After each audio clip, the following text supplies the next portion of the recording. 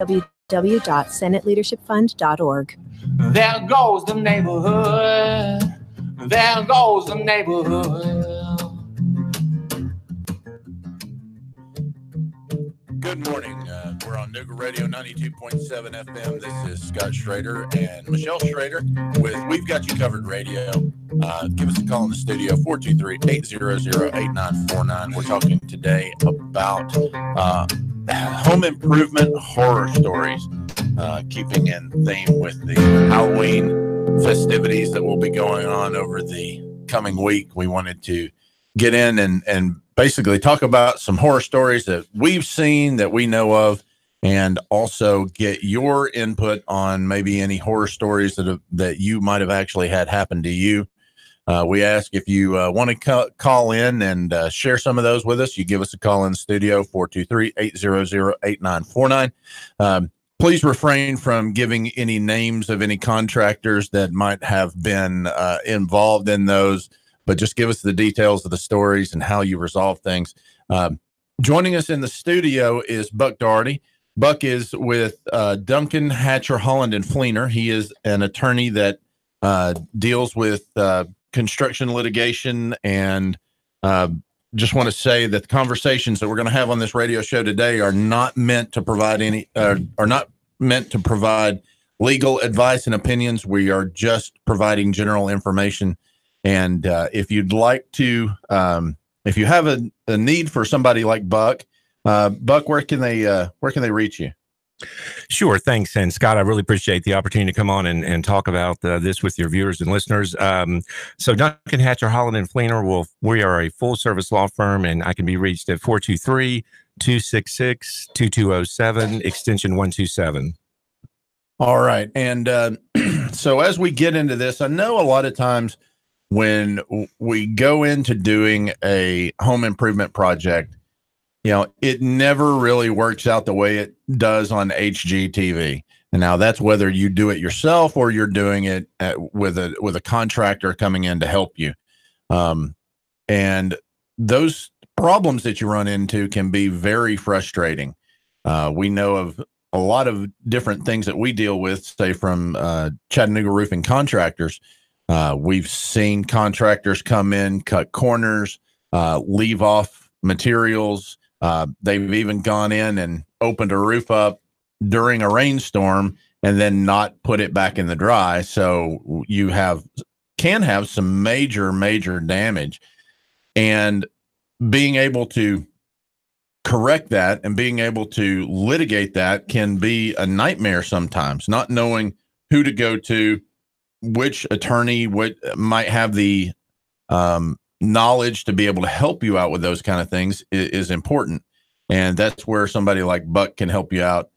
We'd love to be able to make a referral for you. So if you need that, please contact us and we'll get you in touch. So Buck, you've been practicing law in this town for how long now?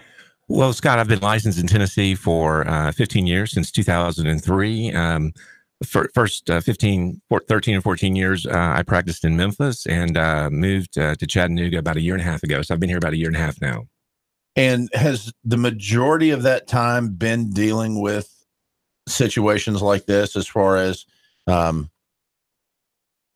construction law and things like that? Yeah, well, I was fortunate to join a construction law boutique firm in Memphis back in 2003 when I started practicing law, and had really no personal experience with construction myself. So really learned a lot from those guys. And construction law and construction litigation is a big part of my practice. That's correct. So when we're talking about some things that have gone wrong, talking about horror stories that we've run into,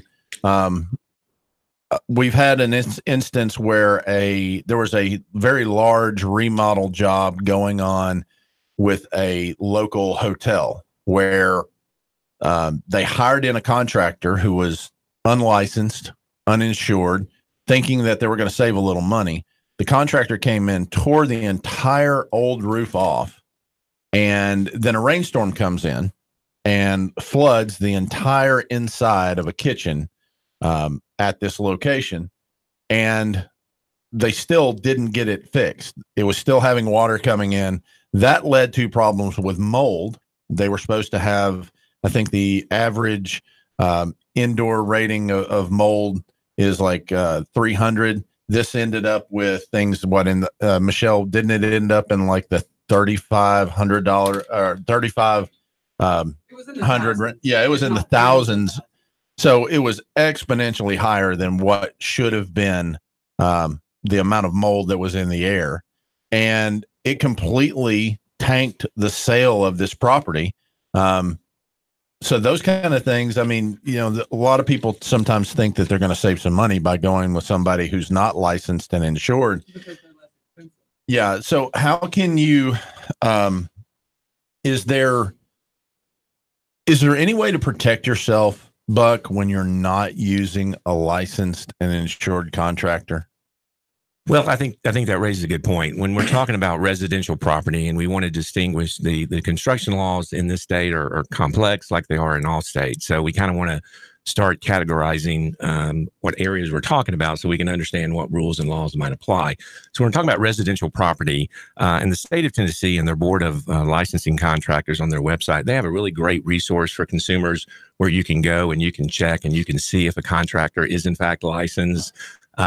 Just kind of, and there are a number of different types of licensures, but basically the way the contractor's license are broken down in with regard to residential property, any projects 25,000 or more require a construction contracting license.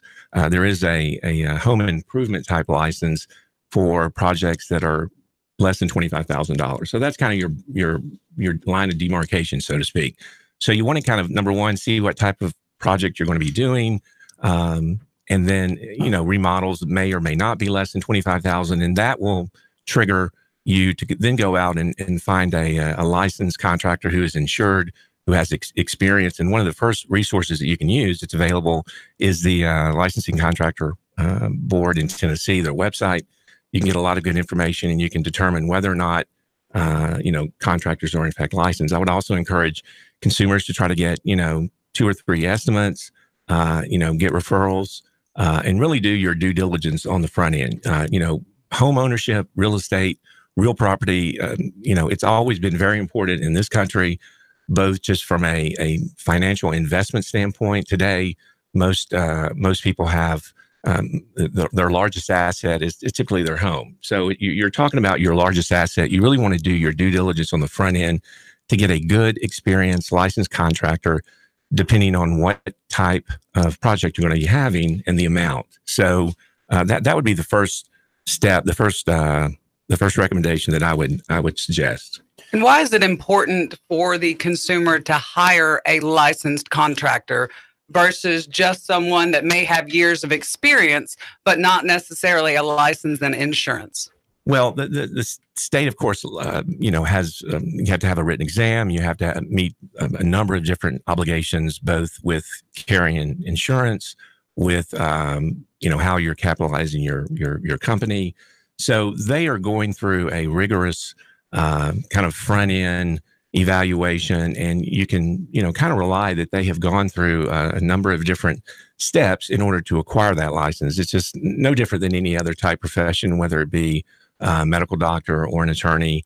There are a lot of steps that someone might have to go through. It's very important to have that experience, obviously, and there are a lot of good contractors, I'm sure, who may not be licensed. But I think it's very important for your peace of mind. You're putting a lot of money in your number one asset, typically, as we mentioned, your home, real estate, and I think it's important to do that due diligence on the front end. So when we're talking about using a licensed contractor, and I know that there are some things that the state provides recourse for the homeowner to be able to seek restitution, or maybe even get the state involved when it comes to making things right. Say if someone doesn't follow code, things like that. When it comes to somebody that goes out and hires an unlicensed contractor, is there much they can do to make those things right, or are they basically taking all the liability onto themselves? Well, you don't know what you don't know if the unlicensed contractor might have general liability insurance. You don't know, And most likely they won't. Exactly. But so you're getting a lot of these things kind of on the front end where the state of Tennessee has determined whether or not someone qualifies for a particular license, whether it's the general contractor license and license 25,000 above, or the other one below the 25,000 mark.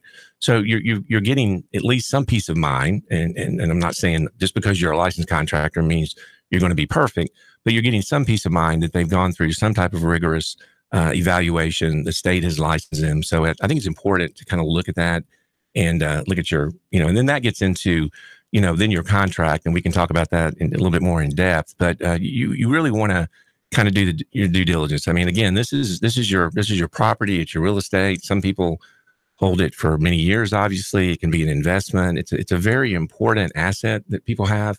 So you really want to take that extra effort and do your due diligence to try to get the right person, the right company to be able to do the work. Right, and getting the license is actually the smallest cost of actually being a licensed contractor. The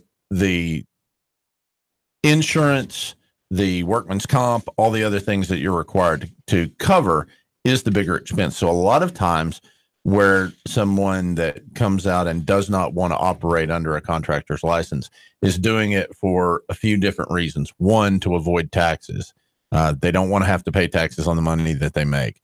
Two, they don't want to have to cover that cost of insurance, which mainly is workman's comp, but a big portion of that is general liability. And depending on what trade you're in, it can be quite costly. So Michelle, you were involved, even more so than I was, in the actual handling of all the paperwork that it took us to become licensed contractors. Can you speak a little bit to that as far as what all the hoops we had to go through and how long of a process that kind of took? It's not really a long process. It's just knowing where to start. And there's a lot of helpful information on the state's websites, and they will walk you through all of the necessary steps or licenses that you might need for your particular industry. And then there's always attorneys that you can call to speak to when setting up your business to make sure that you have got all the licenses that you need, that your insurance agent can help you to make sure that you have the correct coverage that you need to protect not only yourself, but your clients. Yeah. And so getting back to the thing where we're talking about the paying of the taxes and paying of the insurance, nobody wants to pay more taxes than what they need to. I'm in business to earn a living, not to pay the government, but it's a necessary evil. It's a necessary evil, by doing this, and by paying these insurance premiums that I pay, it assures my clients that, one, they're going to be able, if something goes wrong, they're going to be able to have some kind of recourse.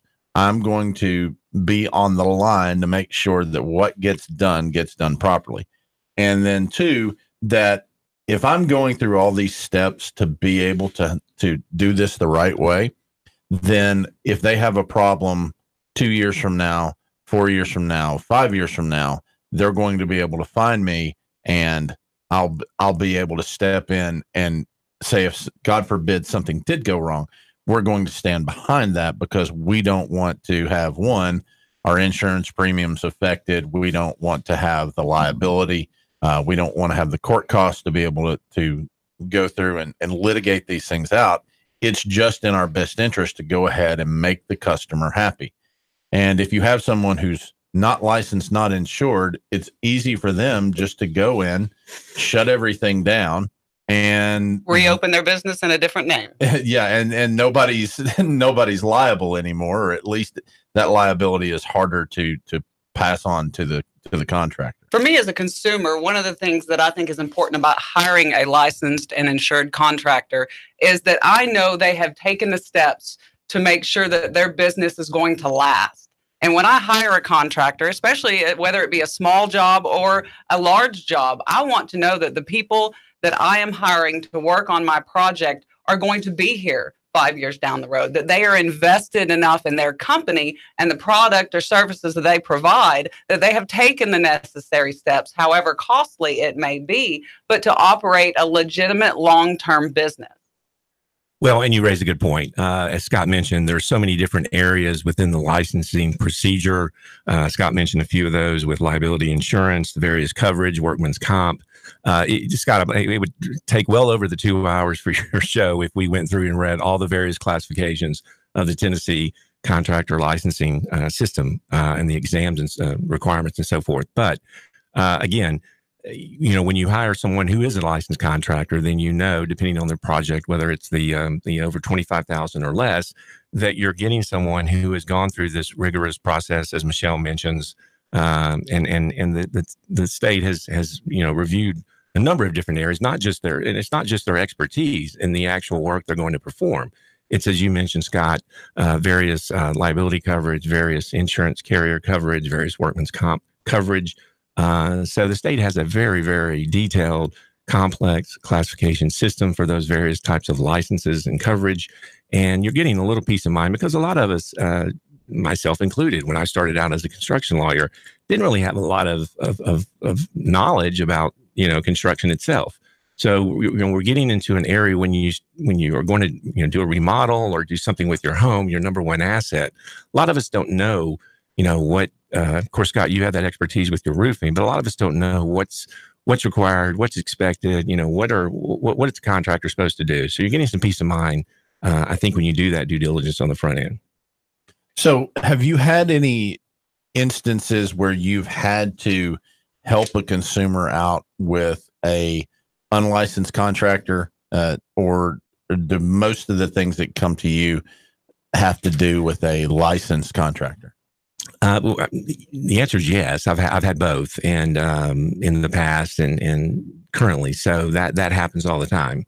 The construction industry is a great industry, but it's also an industry where you do, as you mentioned, you might have some people that may not be from this area, or they may, only be here for a short period of time. And as you mentioned, in the really, really bad cases, may start a project and not finish it and leave. So, yes. And obviously with the licensing issue and the non-licensing issue, the state can get involved and depending on the insurance or no insurance. But so yes, I've had both of those, and it just really depends on each individual's situation and what they're experiencing at the time.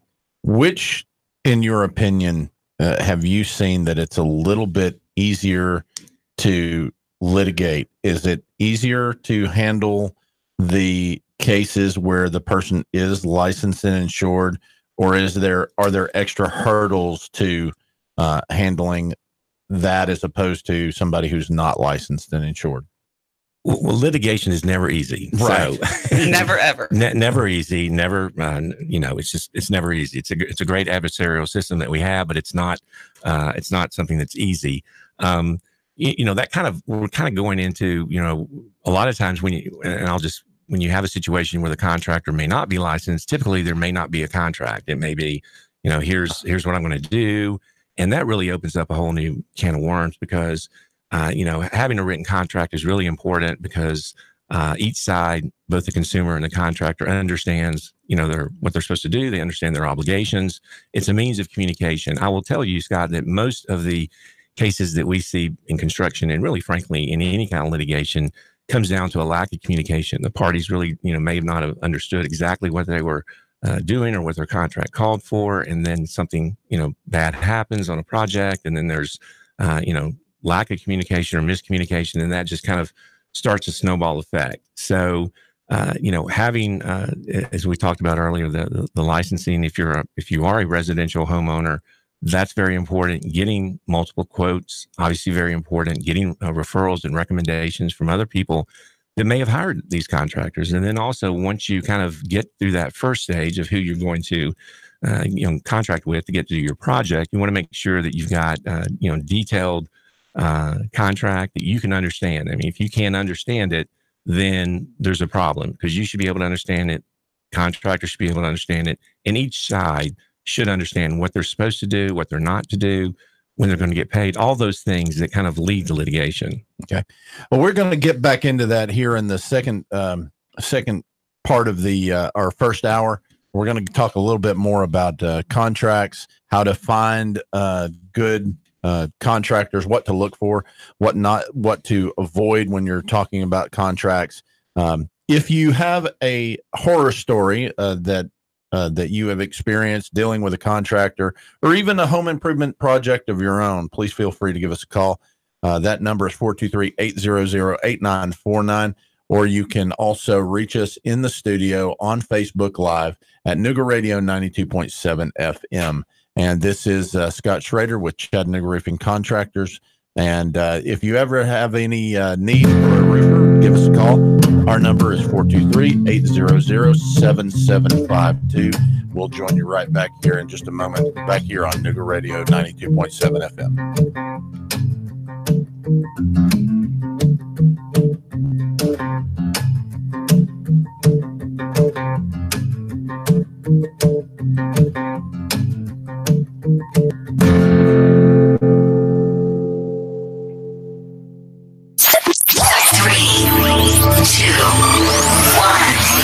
Chattanooga Radio, Digital FM 95.3 HD4, 92.7 FM's news now. SWAT standoff suspect charged with murder. Keon Stewart was the subject of a manhunt and a SWAT standoff on Lee Highway last week. He was wanted for questioning in the death of the mother of his children. Last night it was confirmed that Stewart was charged with second-degree murder in her killing. The TBI believes Stewart strangled the life out of Amanda Northern following an argument. Vice President Mike Pence will head to Dalton to campaign for gubernatorial candidate Brian Kemp. Pence is coming to town November 1st at 11:30 a.m. And a Tennessee hemp farmer says he chased away thieves twice in a day. Tracy Lehman telling the Leaf Chronicle that he spotted a group of armed men loading a truck with industrial hemp on his property. He says they shot at him as he chased them off the farm. Later, another group was spotted trying to steal hemp. Lehman fired warning shots and they fled. Hemp is related to marijuana, but doesn't have the chemical required for a psychoactive effect. Belle St. John for Nooga Radio, News Talk 92.7, Action News Now. Let's face it, Old Faithful isn't as faithful as it used to be. Constant repairs are a hassle and can rack up quick in money and time. Landers McClarty Ford can fix that. Right now, you can get a 2016 Ford Focus, 34,000 miles, only $11,491. A 2017 Chevy Spark with only 17,000 miles for less than $12,000. A 2015 Volkswagen Jetta with less than 21,000 miles for $11,991. Yeah, browse their entire inventory of new and new-to-you cars, trucks, and SUVs online at Landers McCarty Ford at FortPayne.com. Landers McClarty Ford of Fort Payne. If you can't find your next perfect ride, they'll go find it for you. Big city selection, small town prices, friendly service, and top dollar for your trade. The savings are waiting and only a short drive away, so what are you waiting for? Get started with your personalized shopping today at Landers McClarty Ford of FortPayne.com. When it comes to family, I leave nothing to chance, including our financial future. I go to Michael Levy. He's local, takes time to know me, and helps me plan for our future. Don't put your financial future on hold. Call Michael Levy, 779-7755. Even if you like your job, there are some things that can drive you nuts, like the anonymous coward who steals your lunch from the break room fridge, or maybe Tyler, the IT guy, who gives you that condescending look when you tell him that your computer is acting up again, as if somehow it's your fault. You put up with these clowns every single day. But what happens when you've had enough? That's the day you decide to retire. At least that's the hope, right? But will you be able to retire? Can you afford to retire? That's why you need to talk to Ron and Christy Adams at One Family Financial. They can't do anything about Cody, that moron who heats up fish in the microwave, but they can strategize with you on how to get the most out of your 401k or pension, how to grow your money without losing your shirt in the market, and how to help make your money last in retirement. Talk to Ron and Christy today about whether you'll be ready to retire when you finally had it with seeing Ethan walk out of the bathroom again without washing his hands. Gross. Call Ron and Christy Adams at One Family Financial, 423-710-2009, 423-710-2009. Now, Rick wants you to buy on U.S. Gold American coins. Are you tired of making 1% on your investments with the banks, even 2 or 3% at best? Now, Rick wants you to buy on U.S. Gold American coins. Rick Davis Gold and Diamonds, Brainerd Road. Man, you sure you know what you're doing? Yeah, I worked with my dad on his truck all the time. Just one more bolt to go. Yeah, wrong bolt. Today's truck ain't your daddy's truck. For repairs on today's vehicles, you need AMCO Transmission and Total Car Care of Chattanooga on Lee Highway. Stay on the road, not in the garage. AMCO Transmission on Lee Highway. Get it done the right way. The Thompson Pet way. Yeah, I just put that anyway. Join We've Got You Covered with Scott Schrader every Saturday from 10 to 11 on Nooga Radio. From finance to fixtures, we discuss everything you need to know about buying or owning a home, the pitfalls, the perks, and everything in between. Saturday mornings from 10 to 11, right here on Nooga Radio. Your home is a constant work in progress. Repaint the walls? Yeah, easy enough. Leaky faucet? There's a video for that. But roof repair? You might want some help. That's where Chattanooga Roofing Contractors come in. They have 3 generations of roofing excellence you can count on. Leave the ladder in the garage. Go to chatroofing.com. That's chatroofing.com for Chattanooga Roofing Contractors, a roofing company you can trust.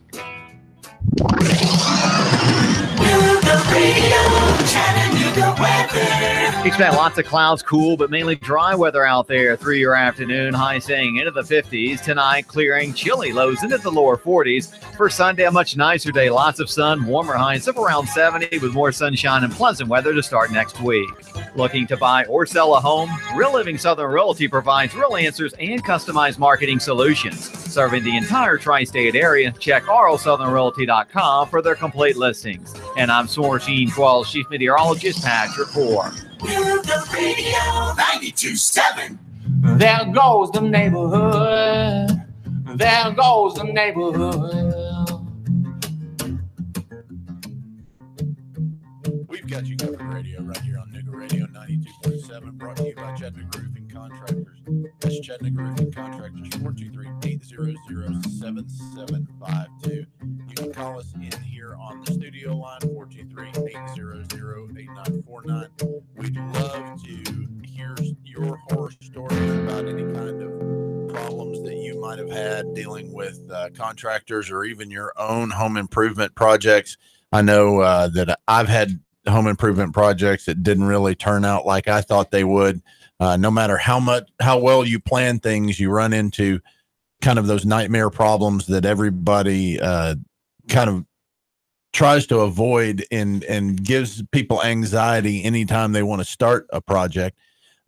Also, you can send in comments or questions to our Facebook Live page. That's Facebook Live at Nooga Radio 92.7 FM.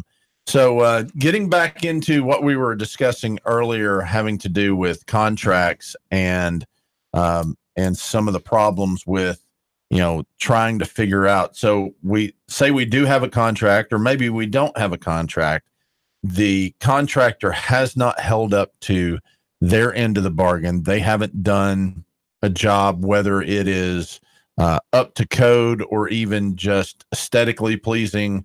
There's a lot of different things that you can be, displeased with when the contractor is done, and you've got to decide, okay, now do I just accept what's happened?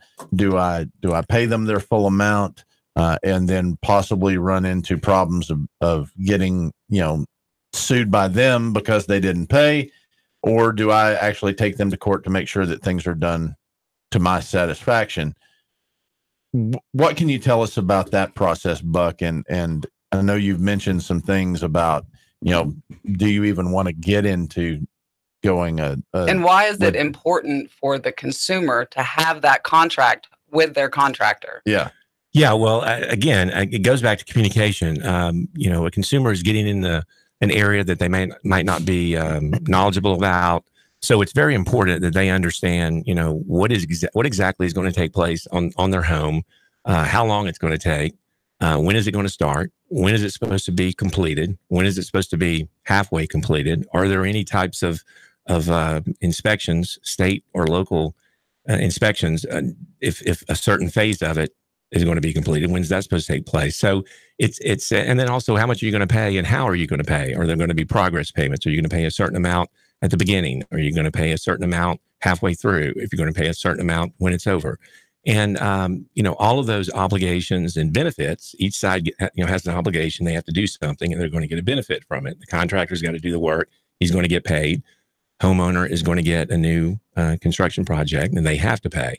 But there are a lot of, the devils are always in the details. So it's very important that a consumer understands what it is, what is going to take place, when it's going to take place, and what they're supposed to do. And one of the most important things that often gets overlooked is there an attorney fee provision if something goes wrong? Because you also have to contemplate that, something might go wrong. I mean, at the beginning of this relationship between consumer and contractor, every feelings are good. A consumer has done his or her due diligence. They've hired the contractor that they want to hire. Now it comes down to, let's put all these details on a piece of paper and understand what's going to happen. And with the attorney fee provision, it's very important. You also need to factor in, what if something goes wrong? Can the contractor terminate this project and this contract? Can the consumer terminate? How do you terminate? You have to give notice. You have to give notice by FedEx. You have to give notice by certified mail. There's case law that all of these things we've just mentioned, we could talk hours upon of what's been litigated over. But I will tell you, if I have a consumer that comes to me and says, typically the first thing they will ask me is, do I have a case? That's typically the first question once they've explained their particular situation. And most oftentimes they do have a case when you really, are able to evaluate it and look at it. But one of the first things that I look at is, do you have an attorney fee provision, a prevailing party attorney fee provision in your contract? Because if you don't, you now have to determine, it's a cost benefit analysis. How much money are you going to pay to litigate this versus how much are you going to have to pay to fix the first contractor's mistake, assuming that's what the problem is. Yeah. Do you have to pay $12,000 to get back 11? Exactly. And that's one of the first things. And it's not that, and we do that because we want the consumer to understand that, we're happy to help you and we're happy to represent you. However, the monies that you might pay us, our firm, to go and litigate may not be recoverable. If in fact, they probably will not be recoverable unless you have a written prevailing party attorney fee provision in your contract. Basically, we operate under the American rule. It's referred to as the American rule. And really, an individual is only going to be able to get their attorney fees recovered back to them if there is a statute that they are suing under, okay, which would, probably never going to happen in a construction. It's just basically a breach of contract. Or if there's a contractual provision that says, in the event of a dispute between the two parties, the prevailing party would recover their attorney's fees. So in that situation, the consumer would have that extra protection of being able to hire someone to go and litigate their case, and knowing that if they were to prevail, then those attorney fees would be recovered under the contractual provision. So that's one of the first things that we have to help the consumer and kind of walk through the consumer with when they have these type situations, because again, litigation can be very expensive, and the consumer needs to understand, what they're going to have to pay an attorney or a law firm to be able to go to the courts and to litigate their problem versus what are they going to have to pay to, contractor number 2 or number 3 to fix the first mistake. And all of those need to be factored in. If there's a prevailing party attorney fee provision, then that really helps the consumer, because now they know and they can kind of plan a little bit better with what steps they want to take. So if you have a question, again, our number in the studio is 423-800-8949. That's 423-800-8949. So when we've dealt with a few instances where somebody has come in, done a roof for someone, they did not understand how to actually put a roof on properly, and then the roof ends up blowing off, and so the customer cannot recoup anything because the contractor is nowhere to be found. And a lot of that can be handled on the front by doing your due diligence and making sure you have a licensed and approved contractor. We've got a caller calling in right now. Go ahead, caller. Hi, my name's Dawn. A question. I just jumped in on the show. So great show, great information. My question would be, you may have already said this, my apologies, but where can a consumer like me, I'm getting ready to have projects around my house quoted on, where is it like kind of a one-page something that people like me who are not in that line of business can go to that and say, okay, great, here's my checklist. I need to make sure anyone I'm talking to has this, X, Y, and Z. And then I guess as a consumer, what is our rights, I guess, in terms of making sure they adhere to that? Thank you, Colin. Yeah, Donna, great question. Thank you for your call. As I mentioned earlier in the program, the Tennessee Board for Licensing Contractors is a great resource. You can go to their website. They have a number of different kind of FAQ pages for consumers and for contractors. So it's a great resource to start with, to be able to understand the process. There are a number of resources, but I would recommend starting there first. Depending on your checklist that we've kind of talked about, you kind of need to determine if it's going to be a project that's less than 25,000 versus greater than 25,000, because that's going to determine what type of licensed contractor you're going to need to get at least with that minimum coverage. That's the benchmark, kind of that number, that dollar amount. That's exactly right, Donna, because that's kind of the 25,000 mark. There is a specific license for contractors and doing work for projects over 25,000, and there's a separate home improvement for less than 25,000. So depending on the amount of your project, that's kind of your first point of what you need to understand, and what they're going to need to do to be able to provide the work for your project. Awesome. And where is that website again that I can go to? Yeah, it's the Tennessee Board for Licensing Contractors, and it's a great resource. The state of Tennessee, it's a wonderful resource to start with, and it will. It may not be quick, and it may not be one page, but it's very comprehensive in terms of the information that they provide, Donna. And Donna, if you'll go to Tennessee.gov, search for contractors licenses, and there should be a searchable database where you can go in, put in the name of the business, and you should be able to find if they're a licensed contractor or not, and what type of license they carry. And how long they've carried that license. Such valuable information. So if they're not there, that's my first red flag, right? Right. And definitely, the longer they've carried that license, you've got a little bit better assurance that, they've been in business for a while. That database will show you whether they've gone through the steps to get the license. I think it will also help you figure out if they're insured. They're most likely insured if you find them on there. But then after that, you need to start doing some due diligence as far as looking for references and things like that. Anybody that's been in business for a while and they're doing good work, they're going to be able to have numbers of people that have said, yes, this person came in, they did a good job, they cleaned up well, they did exactly what they said they were going to do. And I love that. History is the best indicator of their future. So I appreciate that. Scott, thank you for this information. Very valuable, especially to a female trying to hire a contractor to do a job. So thank you. Thank you. In addition to reading reviews online, just about any contractor can provide you with the names of prior customers. And sometimes it's nice to talk one-on-one about their experience with that contractor as opposed to just reading it online. And I would just add, Donna, one other thing, what we were referring to on the written contract. If you have a written contract, I would recommend that you do get one with whomever you do hire. And if there's something there you don't understand, you can ask the contractor a question, and they should be able to explain it to you. And if that's not happening, then you need to understand what is in your contract. It's very important. What's important for the consumer to have in that contract? What information should be provided in that written contract? Well, I think just kind of basic information, Michelle. When is it supposed to start? What is the itemized, detailed work that's going to be performed? When is it supposed to be completed? How much is the consumer supposed to have to pay, and when are they going to have to pay it? Typically, the general practice, and it can vary, but typically there's a portion that's paid up front. There's a portion during maybe the midpoint or some type of phase that's completed.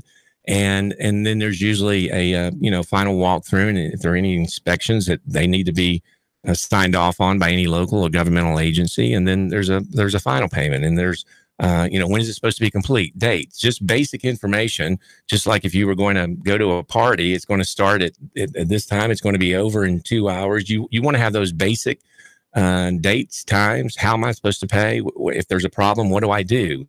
If I don't like something, do I notify you? How do I notify the contractor?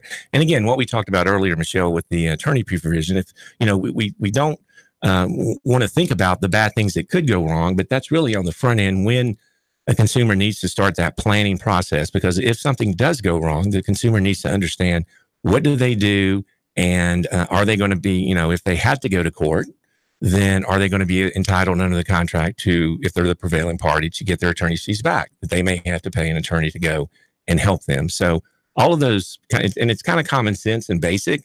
A lot of consumers may feel intimidated or threatened because they think if they ask for something or negotiate something in a contract with a contractor, if they ask for an attorney fee provision, that might seem, then you don't trust them. And it's really not. If a contractor, a good contractor is not going to have a problem with that. They shouldn't have a problem with that, because they want to understand, if they had to go, and if it was reversed and flipped, it's important that they have an attorney fee provision. So it's an equal bargaining type situation in the contract. So everyone understands what they're supposed to do and how they're supposed to do it.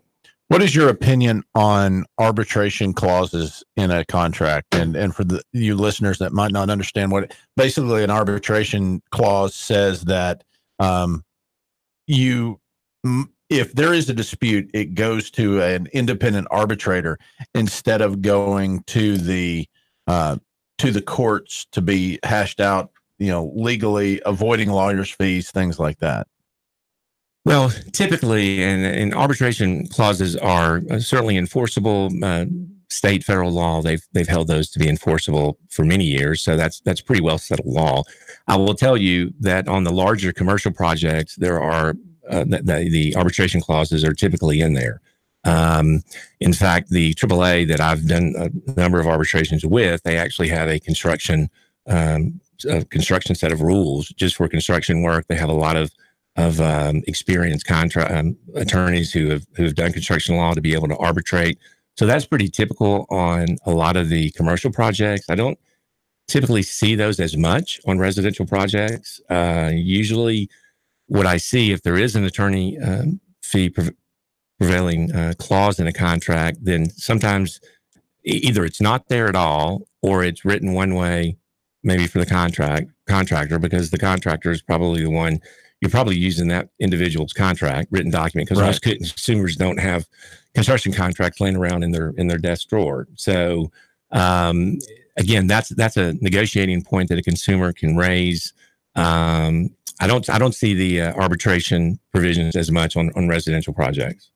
So you mentioned payments, and when we're talking about when you're going to pay, how you're going to pay, those need to all be laid out in the contract. But what about for the person who is just doing a small job? You have a person coming up, they're just, as I say, they're roofing for beer money, or they're doing a small project. It's nothing big. You don't think it's that important to have a contract on it. And you think that giving them their money up front is a good idea? No, not a good idea. No. Again, it goes back to communication. There's nothing wrong at all with a consumer, understanding what it is that they're purchasing in the form of services of a contractor for improvements to put in typically the largest asset that they own. I mean, it seems basic that you should, but sometimes, again, consumers might feel threatened. They may feel intimidated, but ask, negotiate. There's nothing wrong with negotiating a contract. I mean, and I hear that a lot. Oh, it's only a $5,000 project, or $8,000, $10,000, but it's still real money. And if something goes wrong, you probably end up having to pay maybe 3 or 4 times that once all the mess ends. Now, maybe if you don't have a contract and it's a small deal and it works out, great. But when it doesn't work out, even on those smaller projects, you're going to be paying a lot more, multiples than you thought. Whereas had you negotiated a pretty good contract and had it written so everyone understood that if there was going to be a problem, then at least you had some protection. If you had to litigate it, you could, if you prevailed and the court agreed, you could possibly recover all your money back that you had to pay your lawyer. So that's very important on the front end. Yeah, negotiations very, very rarely work on the back end. You are basically trying to catch up. Yeah. Yeah, it's kind of like litigators are I say, kind of like emergency room doctors. It's much less costly to go and get your annual checkup to your private physician once a year and to do what the doctor says, as opposed to not. And then you have to be rushed to the ambulance and hospital and all the money that's expended, where it's that kind of same thing with litigation. If you don't put it in a contract, you don't understand what it is. When something really goes bad, it's very costly. It's very time consuming. And so it's good to have those protections on the front end. As you said, the devil's in the details.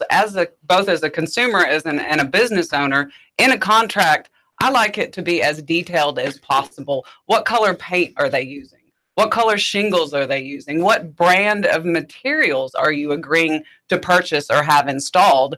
That way you know what you're getting as the consumer. And as the contractor, you know what you're providing. As a consumer, you can say, well, I told him to paint it gray and I came home and my walls were pink. But if it's not in writing, who's to say what was agreed upon? Well, that's right. And again, just to clarify, a written contract doesn't make something a contract. You can have a verbal contract and those are enforceable. However, when you do, there's a lot of misunderstanding and one side may not understand. So it's very important to have that. And Michelle raises a good point. On a lot of construction projects, even when you've got that detailed information on the front end, there are a lot of changes in construction. So, you want to have that kind of documented. Why are change orders important? Written change orders? Well, again, it's typical to have a lot of changes that come up in a construction project. It's just kind of the nature of the business. And it's important, again, on larger projects, you might have multiple. So the contractor may have multiple subcontractors. They may have a plumber. They may have a carpenter and various things, depending on the size of your project. And it can get, you can have a lot of different parties on a project, depending on how large it is. So you want all of those changes. If something has changed that has affected if you're going to have to pay more money, but you're getting something in return, you want to understand that. You want to have that as documented as well as you can. When we come back from the break, we're going to get back into contracts as far as from the contractor side and why, and explain what change orders are, how they pertain to your home improvement project. You can join us right back here. 423-800-8949 is our studio number. You can give us shoot us a text at Nooga Radio 92.7 FM. Also, send in any questions or any horror stories you have about your home improvement projects, and join us right back here after the break.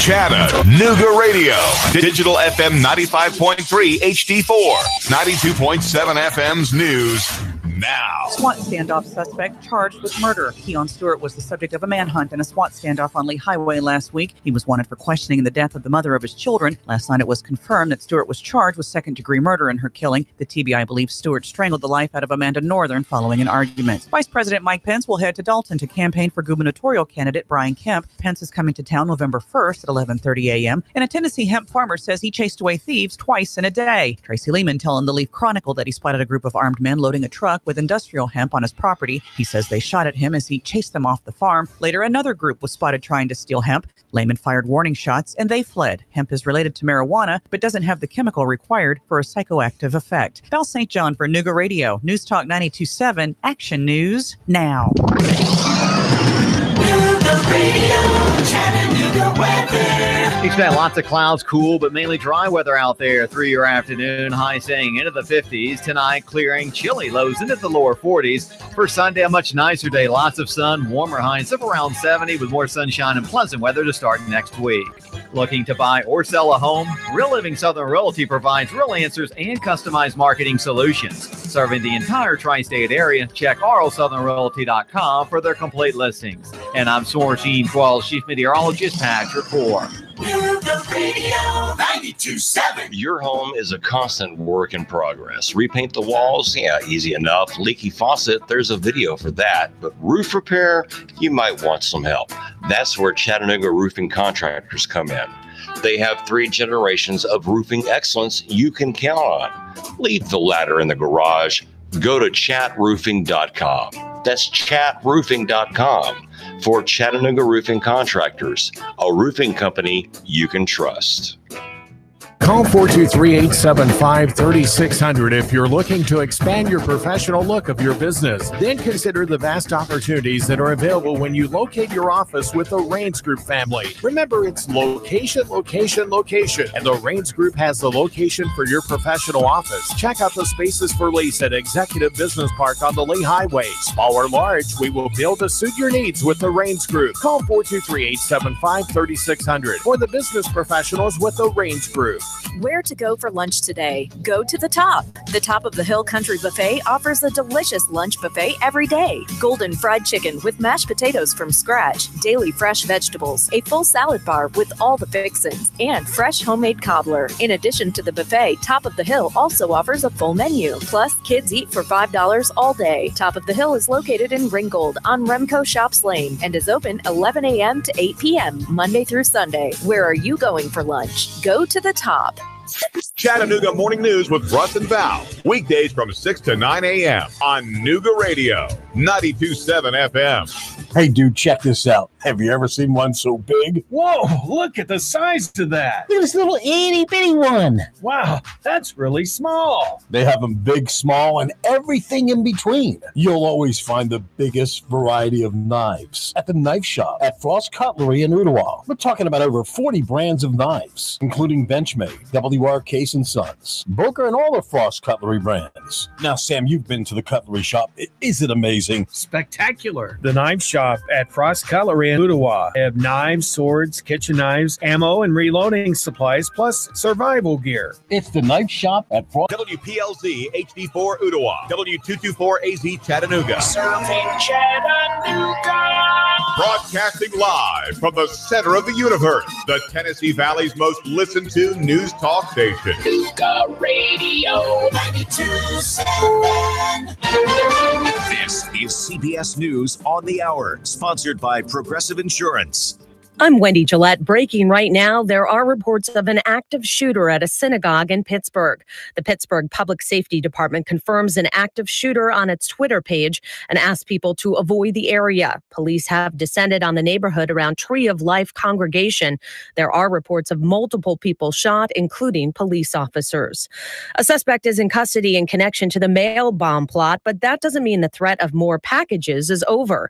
FBI Director Christopher Wray. There may be other packages in transit now and other packages on the way.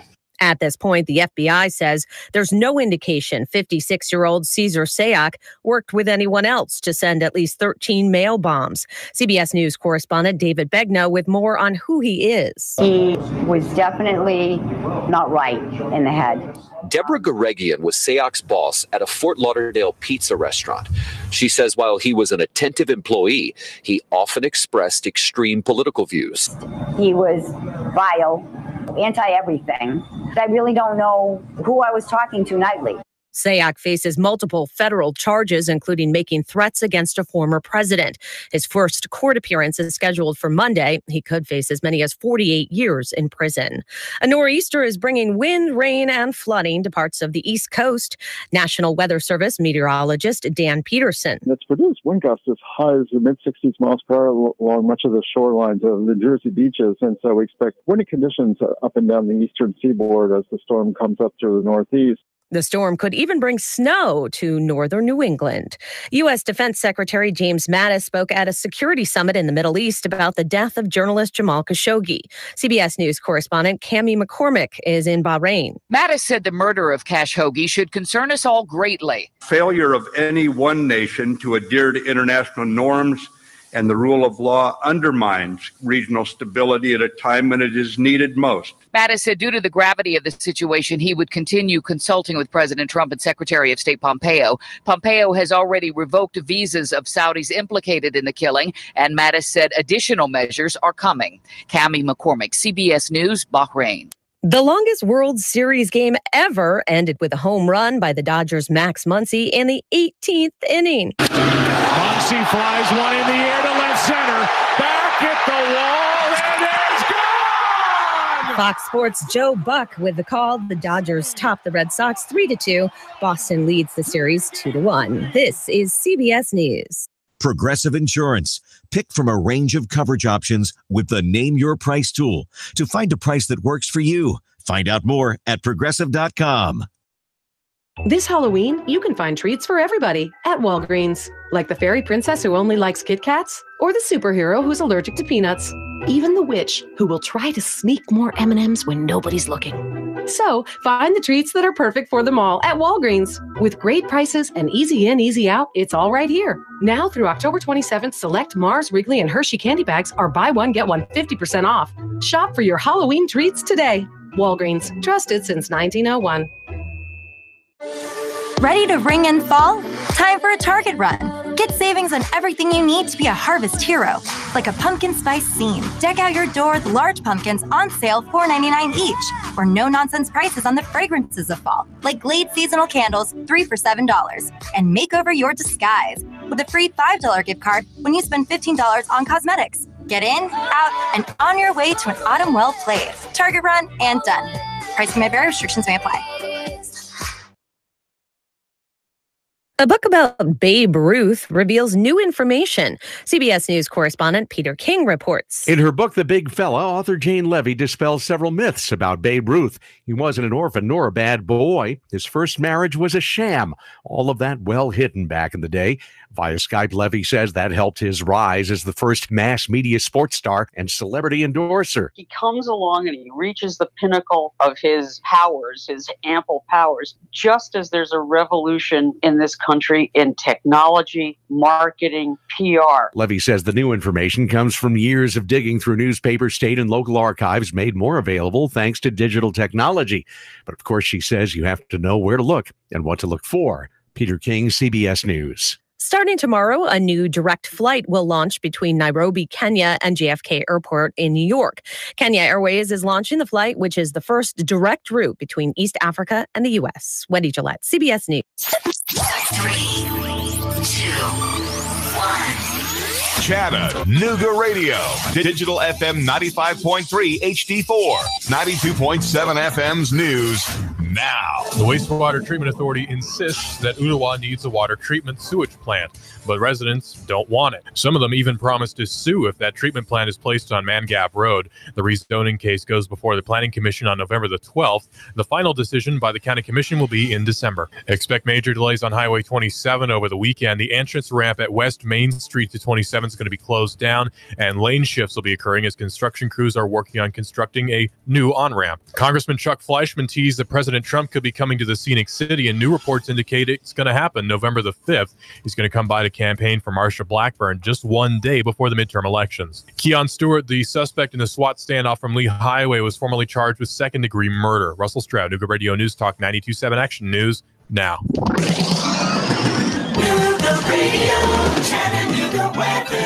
Expect lots of clouds, cool, but mainly dry weather out there through your afternoon. High staying into the 50s. Tonight, clearing, chilly lows into the lower 40s. For Sunday, a much nicer day. Lots of sun, warmer highs of around 70 with more sunshine and pleasant weather to start next week. Looking to buy or sell a home? Real Living Southern Realty provides real answers and customized marketing solutions. Serving the entire tri-state area, check rlsouthernrealty.com for their complete listings. And I'm Source Team 12 Chief Meteorologist Patrick Hoare. Radio 92.7. Your home is a constant work in progress. Repaint the walls? Yeah, easy enough. Leaky faucet? There's a video for that. But roof repair? You might want some help. That's where Chattanooga Roofing Contractors come in. They have 3 generations of roofing excellence you can count on. Leave the ladder in the garage. Go to chatroofing.com. That's chatroofing.com for Chattanooga Roofing Contractors, a roofing company you can trust. Join We've Got You Covered with Scott Schrader every Saturday from 10 to 11 on Nooga Radio. From finance to fixtures, we discuss everything you need to know about buying or owning a home, the pitfalls, the perks, and everything in between. Saturday mornings from 10 to 11, right here on Nooga Radio. For years, America's most liberal politicians have pushed a radical government takeover of healthcare, and so has multimillionaire politician Phil Bredesen. Bredesen is on record in the Tennessee press supporting single-payer healthcare. Bredesen even wrote a book advocating for socialized medicine. Even the Los Angeles Times called it, quote, pretty radical stuff.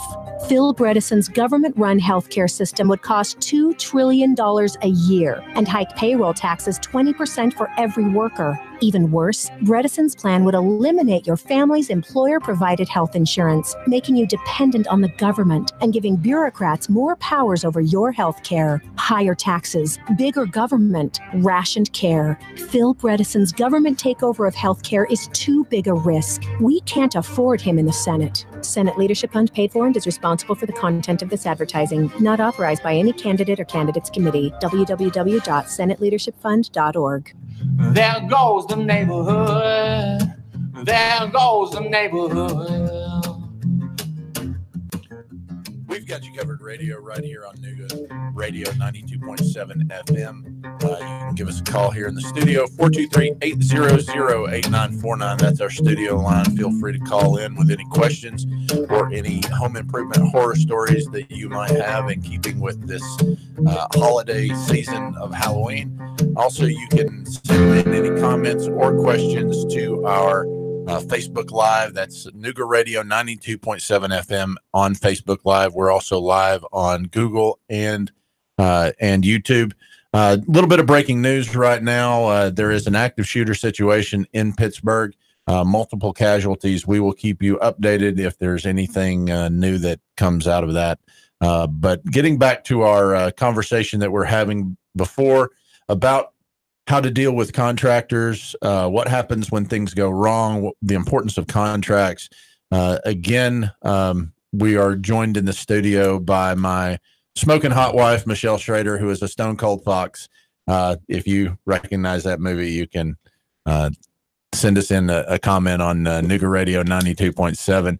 And also we are joined in the studio with our legal contact, Buck Doherty, with Duncan Hatcher, Holland and Fleener. He has been practicing construction related law here in Tennessee for 12 years now. And he would be able to help you out if you ever have any need for an attorney dealing with these types of issues. Buck, will you go ahead and give your information again and how they can contact you? Sure. Duncan Hatcher, Holland Fleener at 423-266-2207, extension 127. All right. So in the past hour, we've been talking about hiring contractors and how that relates to the homeowner. One other piece of advice I would give people is do your due diligence when it comes to checking out referrals. And, you go ahead, go and look on reviews. Reviews are important, but sometimes you don't know who those reviews are actually being posted by.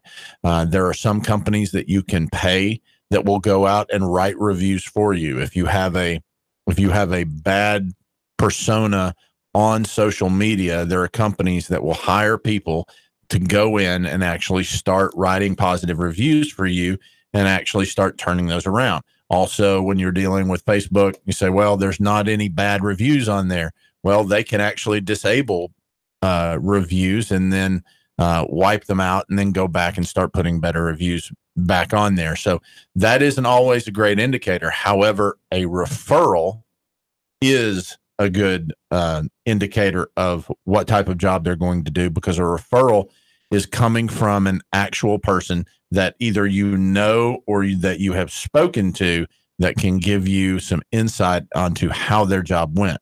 One of our previous guests was Aaron Welch with a company called Worley. We are going to be highlighting that in the next few weeks. His app has just launched, which actually can help people connect people that are seeking to have work done with contractors. And there are some reward systems for actual referrals instead of just, companies like Home Advisor and Angie's List, which are actually paid by the contractor to to actually provide those referrals. We've discussed those two entities before on the show. It is my personal opinion that's not the best way to go when it comes to getting referrals and seeking out a contractor. There's other ways to do that. Here at We've Got You Covered, you can, in the next week, we're going to be launching a Scott and Michelle approved contractor list. These are people that we know that through our experience, either working alongside them or actually hiring them, that they have done a good job. These are people that we would recommend, not based off of they're paying us to be on the list. These are people that we have done work with, and we would be happy to put our reputation on the line to be able to say these are people that we trust and we can count on. People that provide quality work and quality services. Right. And definitely people like Shane over at Rick's Electric did a phenomenal job for us. Best Plumbing is also another one that they do really, really good work. And, a company called Woodtrist, and we'll be highlighting them soon as well, as far as when it comes to kitchen and bath remodel, those type of things. So let's go back and get into the last thing we were talking about before we went to the break was about change orders. So when we're dealing with a contract lays out everything, or should lay out everything that's going to be done on the job. Whether if it's a paint job, it's going to list what areas that are going to be painted, how many square feet of the house is going to be painting, what painted, what sides.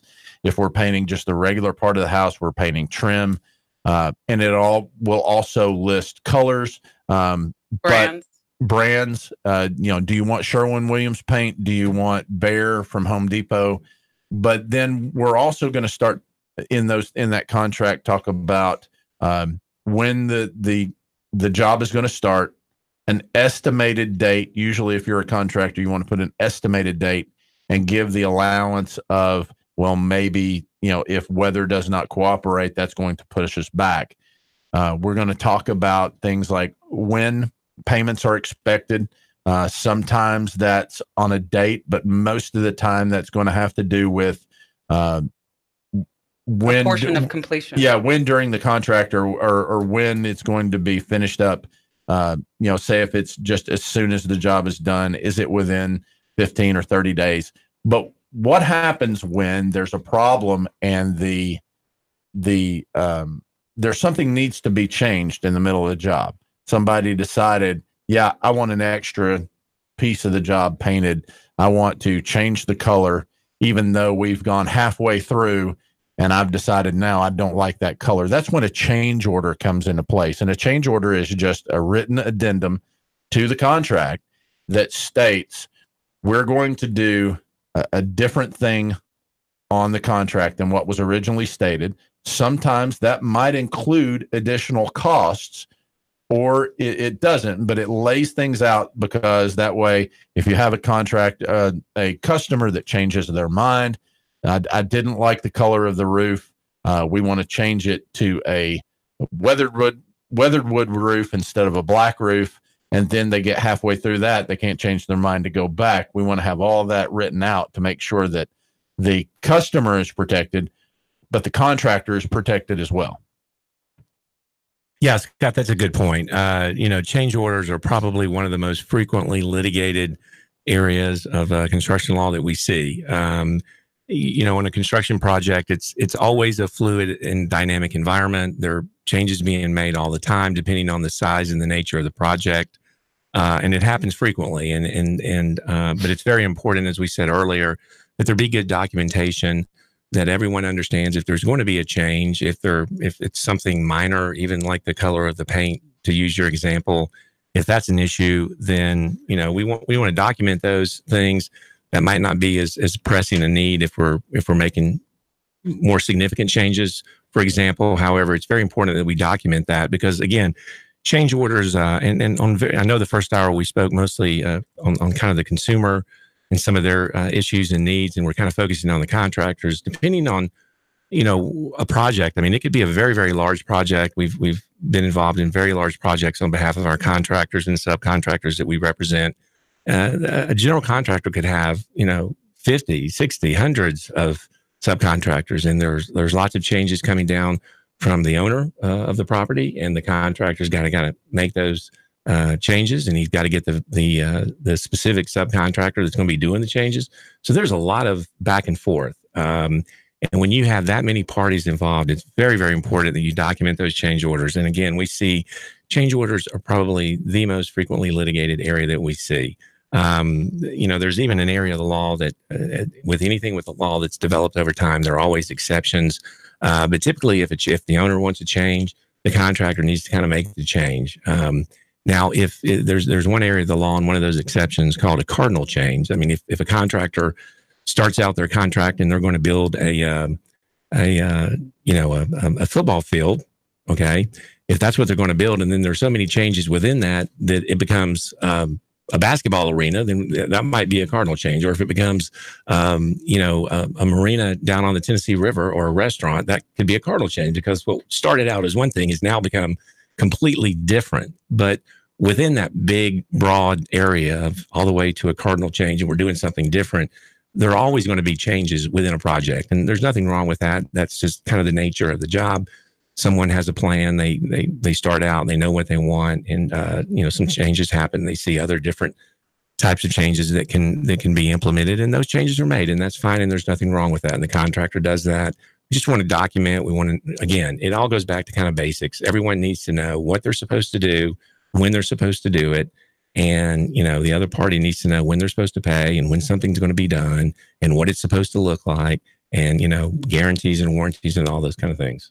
So contracts are there to protect the consumer, but they're also there to protect the contractor, correct? That's exactly right. Again, a lot of people may have the notion that, it's bad if I ask them to do this, or if I negotiate, then that means they may think I don't trust them or something like that. And those notions are just not right. And we don't need to encourage those. We need parties communicating, understanding what they're going to get, what it's going to cost the other side, and how long it's going to take. So yes, absolutely. Contracts protect everyone because it lays out what everyone is supposed to do and how they're supposed to do it. So it's just like I recommend for consumers who are hiring new contractors. It's also very important for the contractor, the subcontractor, that they understand what they're required to do, be it a residential project that they have contracted for or a commercial project. So we've dealt with an issue like this for a customer that was using another roofing company here. We were involved on another project with them as far as some painting and remodeling. And we went out and took a look at a roof project they were doing. They had a negotiated price. The price was a pretty low ball price that the previous contractor did the job for. They go up, they start tearing off the roof, and then they come back to the property owner and said, well, your decking's bad. You're going to have to pay us for tearing off 3 layers of felt, which tearing off felt usually isn't an additional cost. But the other thing was that now we're going to have to tear off all the decking off of the house and then go back and put new decking on. Well, there were some issues that the homeowner had with that, because the scope of work that they were saying that needed to be done didn't really need to be done. There were some other ways that this could have been handled without doing a full tear off of decking.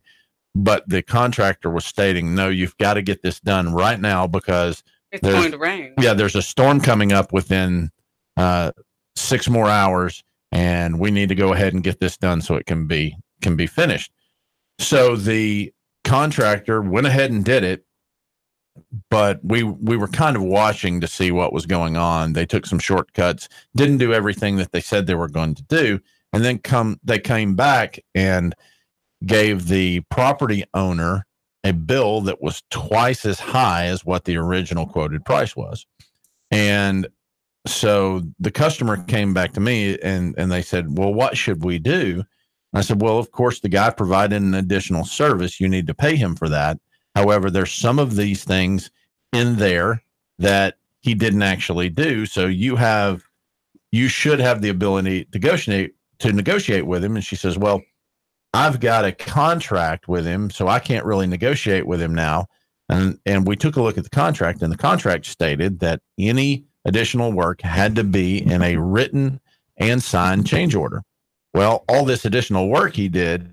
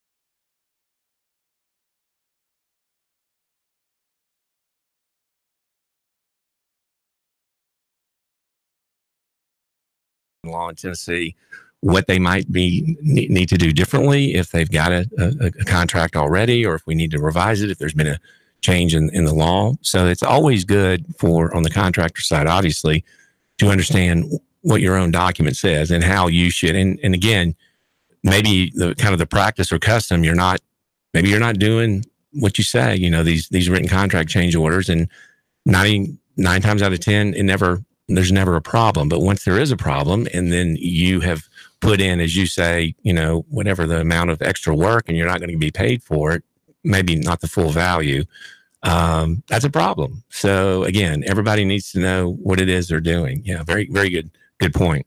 We're having some issues with our Facebook Live. So if you are if listening to us on the studio line, you can give us a call, 423-800-8949. That's our studio line. If you're listening to us on air, we will try to get the Facebook Live back up. Just an update on the active shooter situation that's going on in Pittsburgh. We have multiple fatalities, and they do have the active shooter cornered. So I know it's kind of a cliche that we say all the time, and it falls woefully short. But for those families that are affected, our thoughts and prayers go out to them. But we will keep you posted on anything else going on with that. Michelle, real quickly, we've got just a couple minutes before we go to the next break. But there was a situation that you were part of here in the last week or two, dealing with property management, where there was somebody went to court on some type of issue, and the judge even mentioned to them, "Where did you find this contract? What did you download it from Google?" Yeah, exactly. And as a business owner, And as a contractor, that's one of the reasons it's important to maybe speak with an attorney when you're setting up your business and when you're having your contracts drafted, so that you know what's in it and how it protects both you as a business owner and how it protects your consumers, as opposed to going and looking on Google and downloading a contract that may or may not pertain to the statutes in your particular state, or that you may or may not understand. And there are, Buck, what are some resources that business owners can go to find that information? How do you find an attorney that can help you draft those contracts or set up your business? Well, yeah, that's a good point. There are a number of resources out there. And I would also, just like we encourage the consumers to seek out the state's website on the Tennessee Contractor Licensing Board. It's also very, very practical and very good for contractors and subcontractors to understand. We also help our folks on the front end to help with their contracts, as I mentioned earlier, to advise them if there have been any changes this particular past year, any new developments in construction law in Tennessee. So there are resources out there that we can kind of help with that. It's very important to kind of keep abreast of that situation, because I've had with consumers, I've had a number of contractors that had legitimate claims, very legitimate claims. However, there was nothing really documented properly of what they were entitled to, and certainly there was no attorney fee provision. So they kind of had to make a cost benefit analysis over what they needed to do. So very, very important. Yeah. All right. Join us back after the break here. Our Facebook Live is back up. That's at Nooga Radio 92.7 FM. You can watch us live, send in any comments or questions in through there, and also join us in the studio, 423-800-8949. We'll see you back right after the break.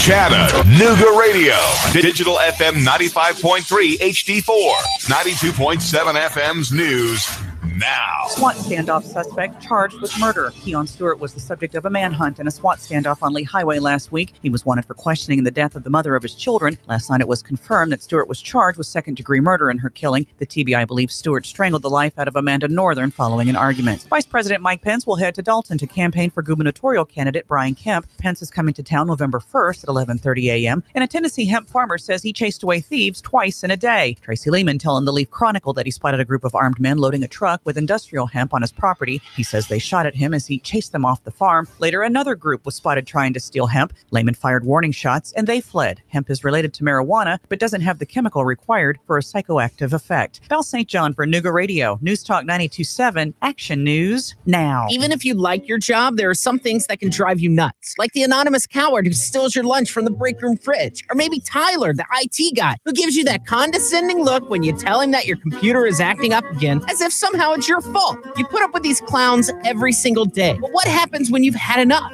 That's the day you decide to retire. At least that's the hope, right? But will you be able to retire? Can you afford to retire? That's why you need to talk to Ron and Christy Adams at One Family Financial. They can't do anything about Cody, that moron who heats up fish in the microwave, but they can strategize with you on how to get the most out of your 401k or pension, how to grow your money without losing your shirt in the market, and how to help make your money last in retirement. Talk to Ron and Christy today about whether you'll be ready to retire when you finally had it with seeing Ethan walk out of the bathroom again without washing his hands. Gross. Call Ron and Christy Adams at One Family Financial, 423-710-2009, 423-710-2009.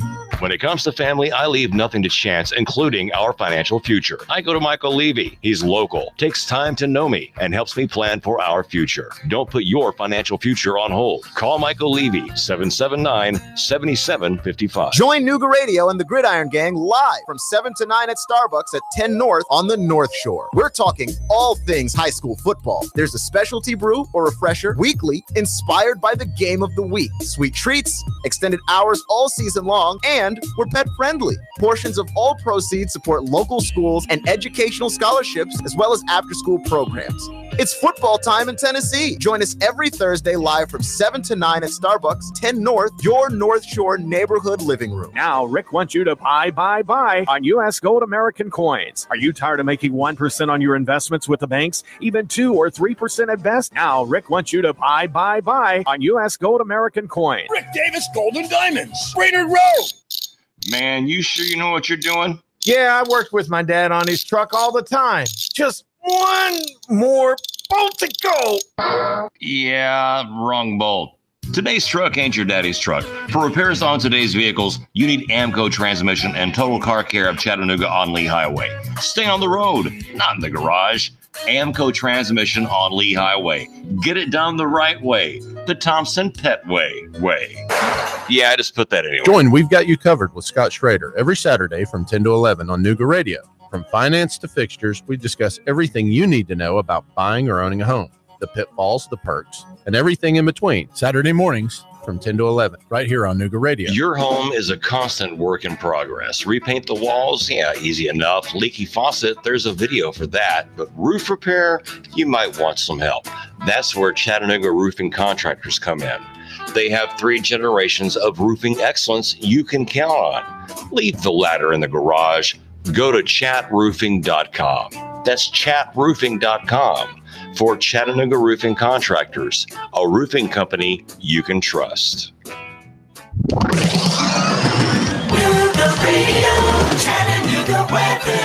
Expect lots of clouds, cool, but mainly dry weather out there through your afternoon. High staying into the 50s. Tonight, clearing, chilly lows into the lower 40s. For Sunday, a much nicer day. Lots of sun, warmer highs of around 70 with more sunshine and pleasant weather to start next week.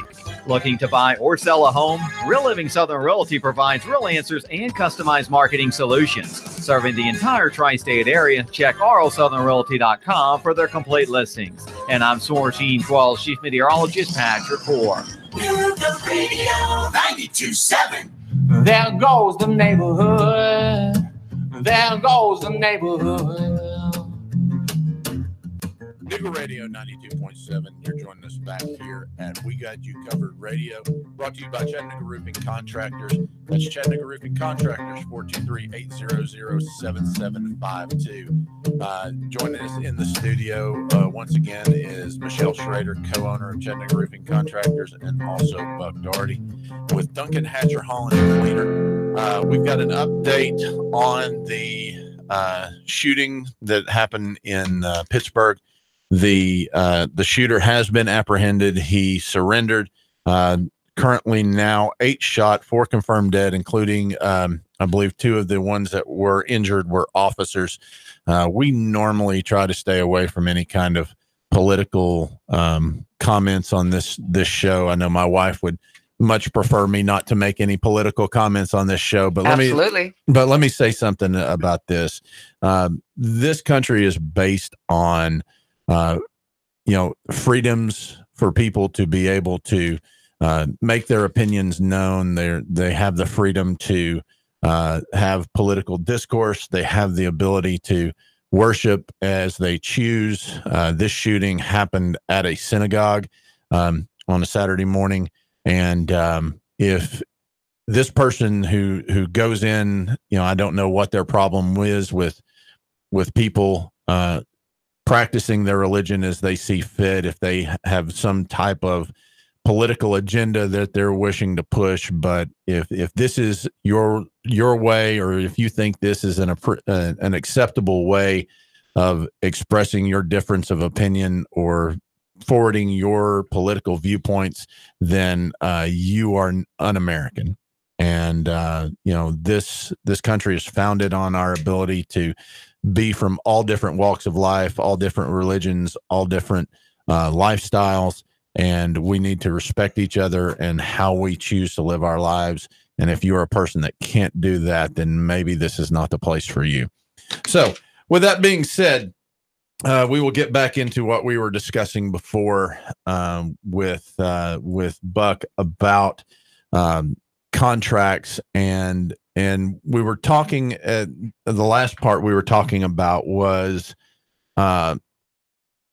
when you're looking for a contract, why it's important to have an actual attorney sit down and look at a contract. I know Michelle has spent the past 20 years managing law firms. So she's used to dealing with contracts day in and day out. But even we have our contracts looked over by an actual attorney.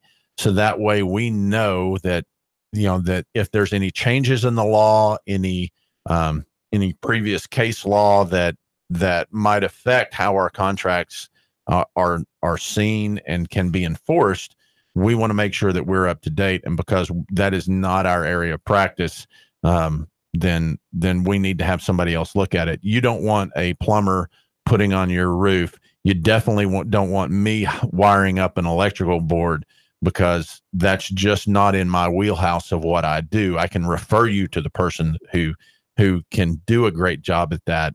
But Buck, how often would you say somebody needs to go back and revisit their contracts and get a checkup on them? Well, I think it's good for, as we mentioned earlier, every year or so to kind of do that. If there are any major developments in the law, and particularly in this area in construction law, that may take effect, we try to notify our clients, our contractors and subcontractors that we deal with on a regular basis, just to make them aware of any new developments. For the most part, the construction laws have remained the same, but there are always new developments, and construction touches on so many different areas with labor issues, with employment issues and workers' comp. There's just so many different areas that it touches on, besides the actual kind of the basics of doing the projects and doing the work. But we like to, as I said earlier, meet with our regular clients about once a year, just to kind of look over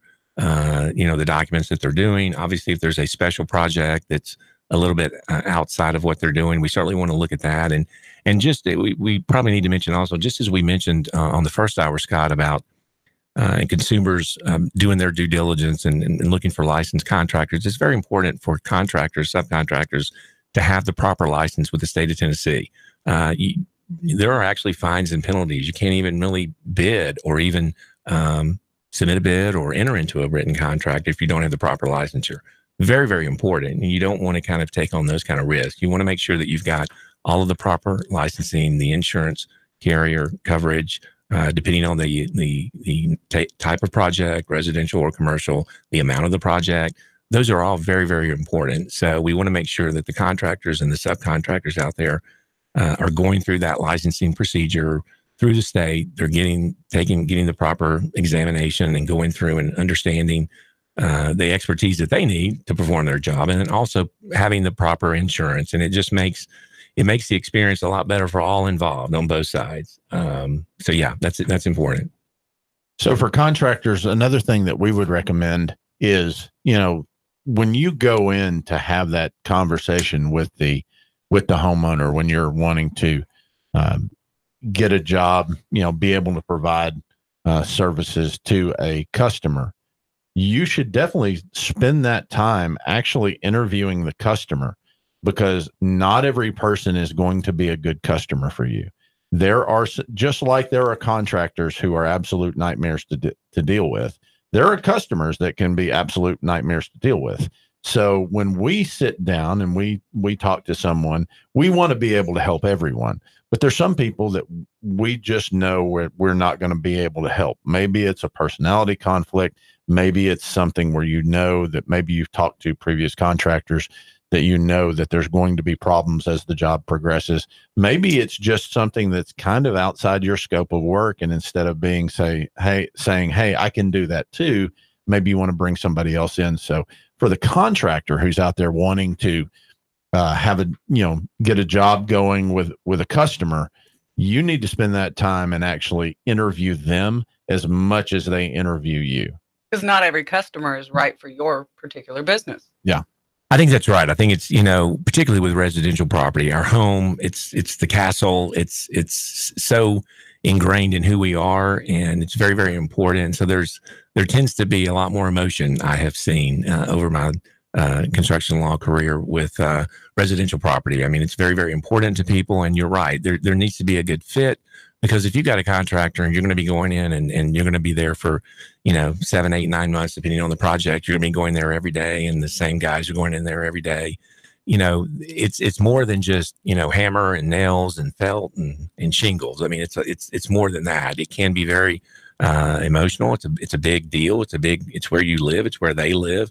So that's a good point. You do want to make sure that not only that you can, have the proper licensing and can perform the job, that there is a good communication back and forth, because you guys are going to be, the contractor and the homeowner are going to be pretty close for depending on the size of the project for a while until that project gets complete. So that's a good point.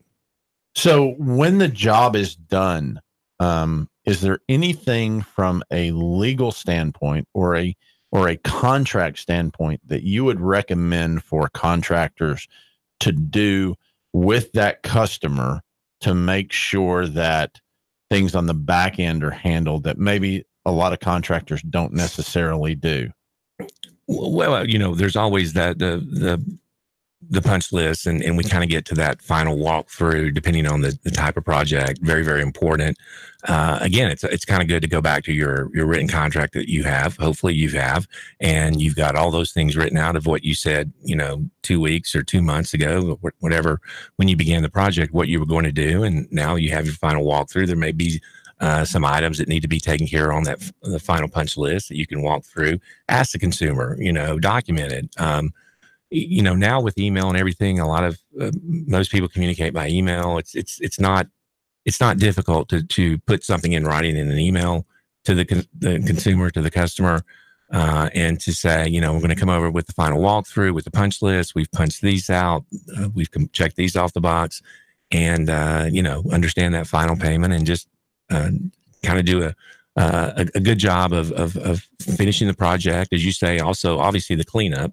It's not enough just to do your work. I mean, you may have had folks in there, a lot of folks in there. That's important. You don't want to put a new roof on and then leave their driveway littered with whatever you didn't use, or shingles hanging out in their shrubs, or nails on the ground. That way somebody comes back through, steps on one. Absolutely, absolutely. And those are liability issues, especially for roofing contractors, but also for remodeling contractors.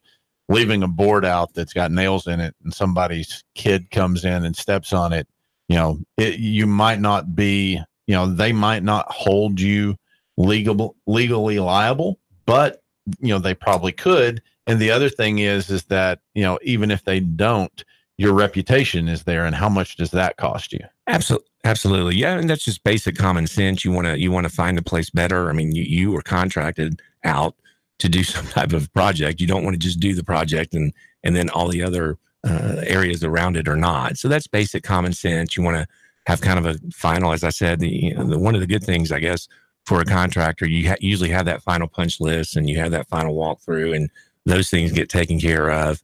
That kind of brings closure, and you've been paid. Make sure, all of that's documented, and that's a good way to end. And that's a good story where everyone is happy. I think the walkthrough also enables the contractor to discuss the project with the consumer, and the consumer to maybe address some questions that they have that they didn't understand why something was done a particular way, because they're not a roofing expert, or they're not a carpenter, or they're not a plumber. So that enables them to ask questions. Hey, why was this done this way? Why does this look this way? And that gives the contractor the ability to say, well, this was done this way because this is what the code says, or this is why this needs to run this way. But as not a roofer and not a plumber, the average consumer may not know why a particular thing is installed a particular way. Yeah, you always want to. That's great. You always want to educate your client, your customer, of what you did. Kind of on the front end, tell them what you're going to do, understand what they want. Then you have it documented. Then you go and do it, and then kind of at the end say, "This is what I did." That's a great point, Michelle. To be able to kind of do that final walkthrough and the final wrap up. It also avoids having a disgruntled customer, because maybe they're not happy with it because they don't understand why it had to be done that way. And that way, when you can explain it to them, then you have a happy customer because they understand everything that went into their project. That's right. And another area that you might want to do that, maybe if depending on what type of project, there could be a warranty associated with the materials or whatever that you may have put into the project. So if there's any type of warranty that after you've done your project, you want to explain to them if there's any documentation or phone numbers or that information, and understand what they've purchased. So that's important. Yeah, and we usually try to provide a lot of those things on the final walkthrough. We provide those things as far as warranty information, certificates of completion. Sometimes, say if you're getting ready to sell the house within the next few years and you're having some of these home improvement projects done, when you go to sell the house, the title company is going to want to know, did you pay off whoever it was that performed that work? Could there be any liens on the property? Could there be any issues where, that they need to make sure that everybody's been paid on all those things? So if you've got a contractor that makes sure that they have all that documentation for you, then that makes that process go a little bit easier instead of waiting till the last minute and figuring out, oh, we don't have all the documentation we need. So having somebody that will provide that for you is always good. But you mentioned walking through with the customer and kind of explaining things. We had a job that we finished. There was a customer that we put a roof on, and they weren't really sure if they liked the look of having drip edge on the edge of the roof. And when we were done with it, we had to explain to them that we're required by building code to put that on because if we don't, we're in violation of the proper building code. And I had to explain to her, even though it might not look exactly the way you want it to, it provides a service. It basically keeps the water from running straight down your fascia and actually stops any further rot. Now, it's not a huge benefit, but it is a slight benefit, and it's just required by code. We cannot get around it. And then that worked out. She was fine with that, and we went on and addressed other questions that she might have had. So doing that final walkthrough can be something that turns a potentially upset client into a happy client. Yeah, that's great. Great point, because that extra effort that the contractor can take by going through and explaining everything in detail. Again, this is their home. They're going to be living there. Once you do as a contractor your work, you're moving on to the next project. So it's very important that if there's an area that they're not quite sure of, that you really take that extra effort to explain it to them. And obviously, if it's something that's required by code, that has to be performed. And whatever you can do to kind of help them understand that, I think helps with the relationship. And then both sides understand and feel good about the project.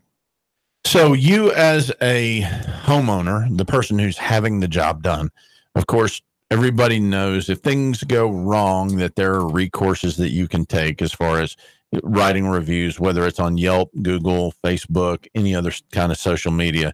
You can do, negative reports on people with the Better Business Bureau, with any type of consumer protection agency. You can write those reviews that will let people know that you had a bad experience. And people are, as we say all the time, you do something good, they might tell one person. If you do something wrong, they're going to tell everybody. But that's where you can actually help out the contractor who's done a good job for you. Take that time to go out and write them a review. I know we mentioned that referrals are much more important than reviews. And if that contractor has a referral program, get involved in that. Let them know that they can use you as a referral. But if you're not going to be involved in the referral program, then writing positive reviews, letting people know that you're actually a real person who they've done work for, and you can go on there and really help that customer out. Because what we find as contractors, that our biggest thorn in our side is the contractor who's not licensed, not insured, not under any type of obligation to do things the right way, because they can just disappear. We see that in the roofing industry with storm chasers that come in. We have a tornado here. We go from having 15 roofing companies to 45 roofing companies, and most of those aren't going to be here in the next 5 years. They're going to stay here until most of the stuff gets done, and then they're going to leave. And then when things get done wrong, a lot of times they're not bringing their own crews. They're finding sub crews in other cities that can come up. They're running all over the roof like a bunch of ants. The job's going to get done fast, and it's going to look good, and it's probably going to hold up for 2 or 3 years. But as we've found here lately, we've been going back and re-roofing roofs that are less than 5 years old because they're just not holding up because nails were put in the wrong place. They have no wind warranty. They didn't use underlayment. They didn't use starter. So those kind of things, helping highlight local contractors who do a good job is something that is very beneficial. We joke all the time that one of our biggest competitors here in town is 2 men and a bag of weed roofing. And the only way that you stop the 2 men and a bag of weed roofing is to help out the contractors that are doing the right thing. That, not every contractor is going to get it right every time. We're all human, and that just happens. But being able to go out and if you do make a mistake, make it right. And then for the customer to highlight those people that did that, that's a huge help to not only that person, but to the industry as a whole. I think that's great. And I think that goes back to what we've talked about with having due diligence. It's important that both for the contractor as well as the consumer and the homeowner to have that licensed contractor to understand the various limits, to use the resources that the state contracting board provides, to ask questions, to negotiate and have those documents in place so everyone can understand. It's most people's number one investment is their home, so you don't really want to kind of leave it to chance. I think that's a great point. As we close out here, Buck, go ahead and give everybody your number and how they can get in touch with you. Yeah, thanks, Scott. Duncan Hatcher Holland Fleener, 423-266-2207. Feel free to give Buck a call. We've brought him in here because basically he is our go-to guy when it comes to issues with construction law and things like that. So please feel free to give him a call. Little update on the shooting in Pittsburgh. Before it was 8 shot, 4 fatalities. It is now, as of 11:45, all 8 of those that were shot have turned into fatalities. So unfortunately, that has not progressed the way we hoped it would have. Stay tuned for Mortgage Sense with Kevin. And I think his guest today is Cheryl Fuqua with Keller Williams Realty. If you have any questions about mortgages, they would be able to give you advice. Join us here again next week where we delve more into home improvement and how you can keep yourself protected and safe. Join us here at Nuga Radio 92.7 FM, and we will see you next week.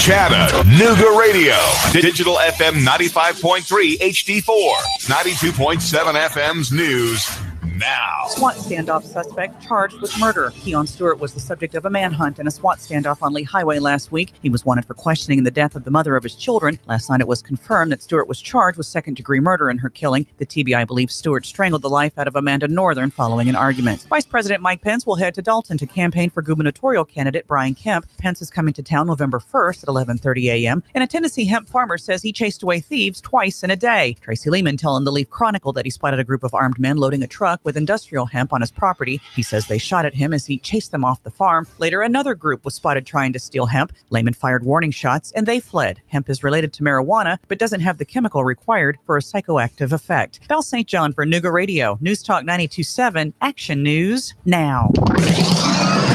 Nuga Radio, Chattanooga weather. Expect lots of clouds, cool, but mainly dry weather out there through your afternoon. High staying into the 50s. Tonight, clearing, chilly lows into the lower 40s. For Sunday, a much nicer day. Lots of sun, warmer highs of around 70 with more sunshine and pleasant weather to start next week. Looking